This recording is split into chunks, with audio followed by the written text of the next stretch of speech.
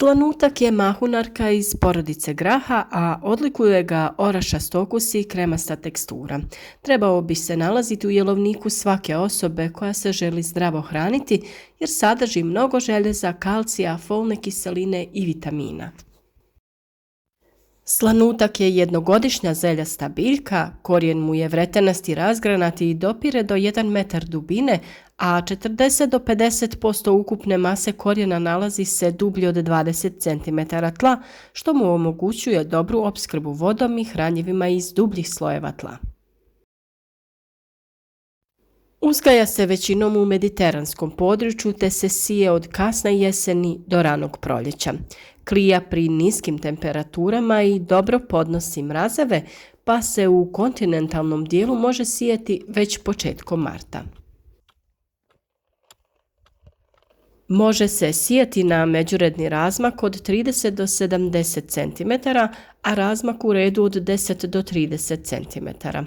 Dubina sjetve iznosi 5 do 7 cm.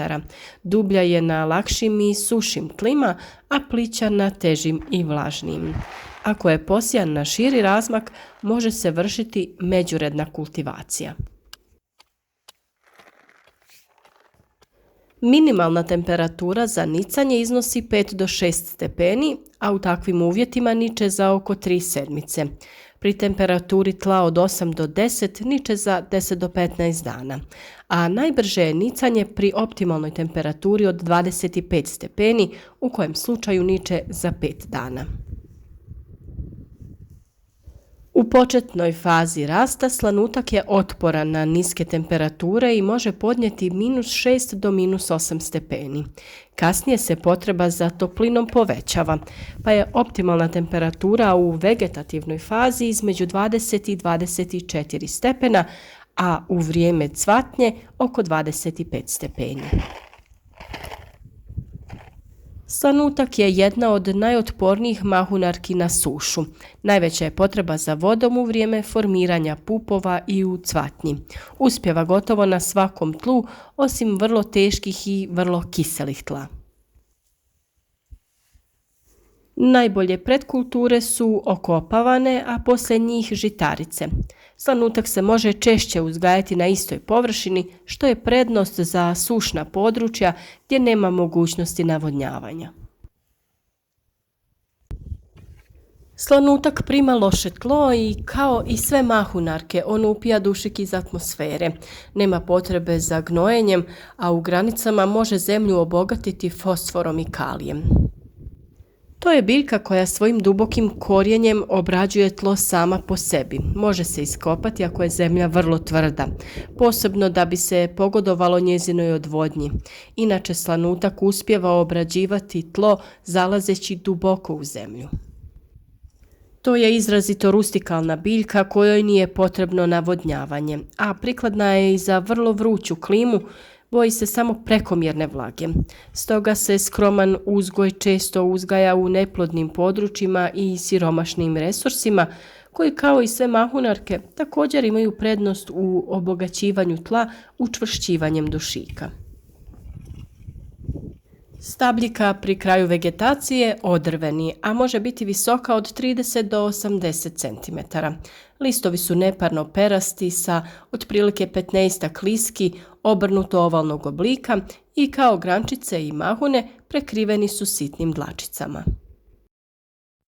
Cvjetovi su leptirasti, sitne bijele ili ružičaste boje, a sjeme slanutka nalazi se u kratkoj i dlakavoj komuši od 1 do 4 cm duga, koja najčešće sadrži 1 do 2 sjemenke.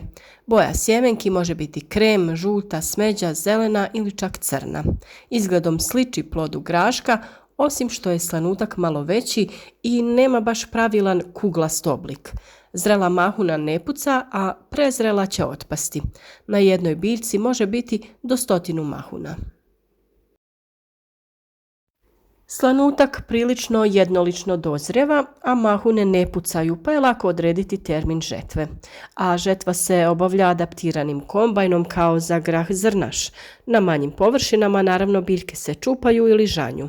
Prinosi zrna mogu doseći preko 3 tone po hektaru. Nakon žetve sjeme treba sušiti, pa tek onda skladištiti. Slanutak nije samo ukusna nego i zdrava namirnica. Bogat je izvor nutrijenata, sadrži puno proteina, smanjuje kolesterol, pogodan je za dijabetičare i sprječava bolesti srca. Budući da je hranjiv i ukusan, slanutak je ujedno i jedna od osnovnih namirnica u zdravoj vegetarijanskoj prehrani. U trgovinama obično nalazimo suhi, to jest dehidrirani slanutak u rinfuzi, no moguće ga je kupiti u konzervi, spremnog za konzumaciju bez pripreme. Istočnjaci slanutak melju u brašnu i od njega pripremaju peciva, odnosno kruh, a slanutak obiluje energijom. Mnogi nutricionisti tvrde da je slanutak bolji izbor čak i od mesa, manje je kaloričan, a sadrži gotovo jednako proteina.